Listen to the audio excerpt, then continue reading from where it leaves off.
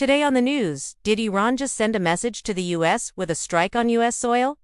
Get all the breaking details next. A very busy day here in the world's capital. I got some major news out of the Middle East that I want to get into right now. Breaking news.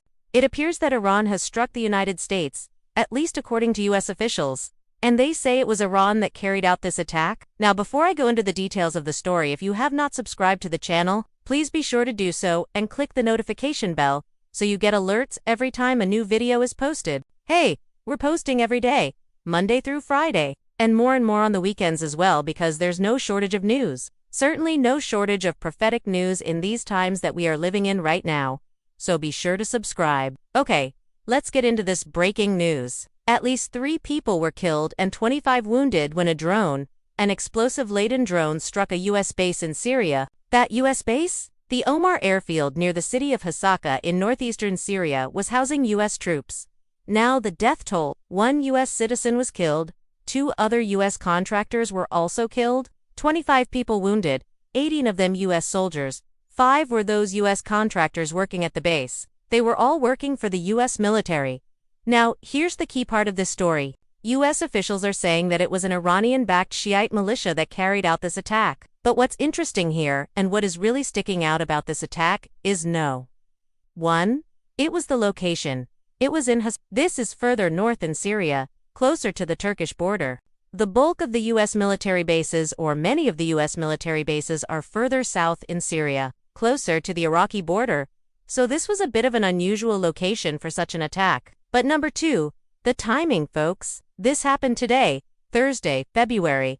We talked about this yesterday on the newscast. If you missed any of our newscast, by the way, you can check them out in our archives. We're about a week behind, but we posted yesterday about the fact that tomorrow, Friday, February, is a day of rage, a day of anger in Iran. It is against the backdrop of the first anniversary of the death of Qasem Soleimani, the Iranian terror master, who was killed in a U.S. drone strike exactly 1 year ago today, January. So could this attack on the U.S. base in Syria be in some way linked to that?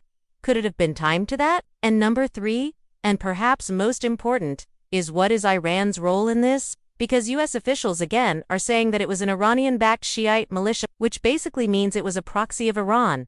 Did Iran order this attack? Did Iran have a hand in this attack? Or was it simply a case of Iran-backed proxies acting on their own? Folks, I think that this may not be a coincidence that it came on this day. We know that Iran has vowed revenge against the United States over the killing of Qasem Soleimani. We've also reported here in the newscast many times in recent weeks about how Iran is using these various Shiite militias in Iraq and Syria to carry out attacks against not only U.S. personnel but U.S. interest in the region. We mentioned that last week there were rockets that were fired from Syria into northern Iraq where U.S. soldiers are stationed. Fortunately, there were no casualties in that attack, but again, U.S. officials blamed Iranian-backed forces in Syria for that rocket attack. Last month, January, a similar thing happened. Rockets slammed into another U.S. base in Syria. Again, no U.S. soldiers were killed or injured, but U.S. officials again blamed Iranian-backed forces.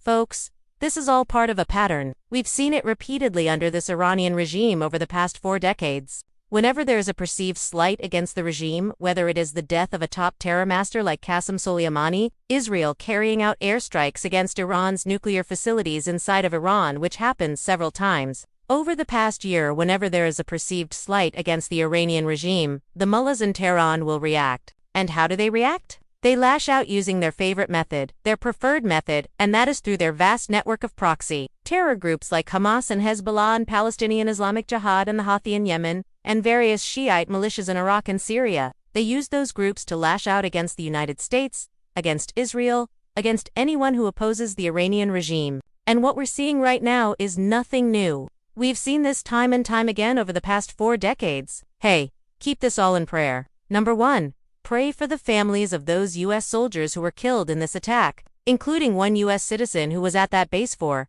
Apparently he was working with the U.S. military there. Pray for those families. Pray for the 25 people who were wounded, including those 5 U.S. contractors. But number 2, folks, pray for wisdom for the U.S. government as they respond to this attack. We don't yet know how the U.S. will respond. Hopefully there will be a measured response, but keep all this in prayer. God is in control. He is on the throne, and we live in perilous times, Make no mistake about it, these are Bible times. The events surrounding us? They may seem chaotic and random, but they are not. They are all part of a divine plan. And God will bring good out of evil, even in Syria, even in Iraq, even in Afghanistan, even in Iran itself. God will bring good out of evil. Hang on to God's word. Stay in prayer.